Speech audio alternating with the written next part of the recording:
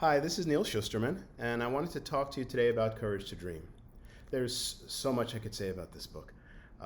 It started 13 years ago. Really, it's been a 13-year process working on this book. It's really been a labor of love.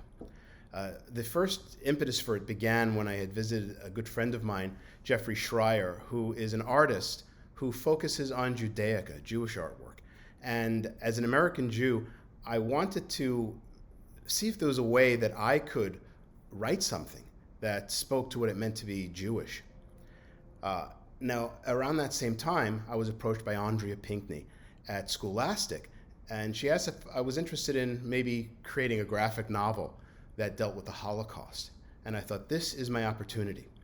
But as an author who focuses on imagination and world building, how am I going to tell a story about a subject so serious as the Holocaust? And I thought to one of my favorite movies, Pan's Labyrinth, that was able to use fantasy and juxtapose it against harsh reality to tell a very powerful and poignant story. So that's what I set out to do.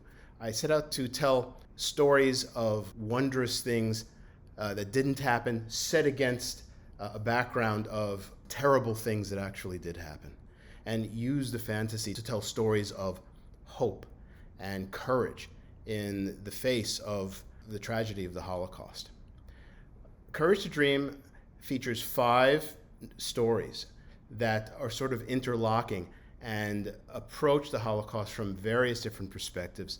The artwork was done by Andres Vera Martinez, who did an amazing job in taking these ideas and turning them into a visual reality that is absolutely stunning. I'm going to read from a story called The Untold. In this story, a girl named Caitlin is given this beautiful crystalline shell by her grandmother on her deathbed. And Caitlin discovers when she holds this shell to her ear, she is transported to a world where she has this large extended family, a family that doesn't exist in the world that she came from because they were killed off generations back in the Holocaust. Why did you give this to me, Grandma?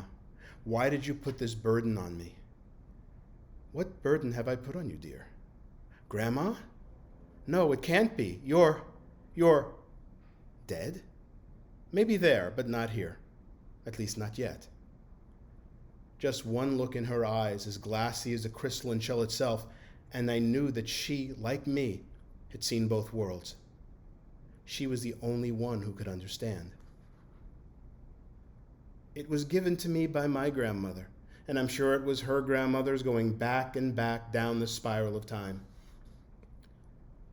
She told me she put it to her ear during the pogroms in their shtetl, when Jewish villages were burned to the ground.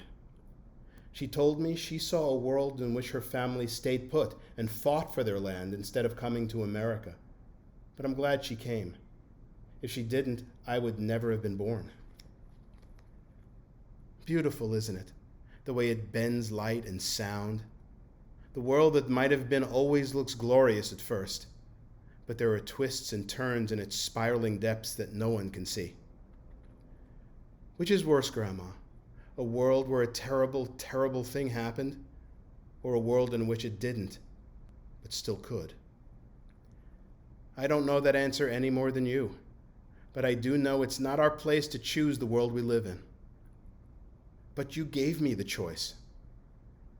She said nothing more, but in her smile I understood. What she gave me was a vision, an echo of a world that could never be. It's not for us to choose, only to witness. I knew what I had to do.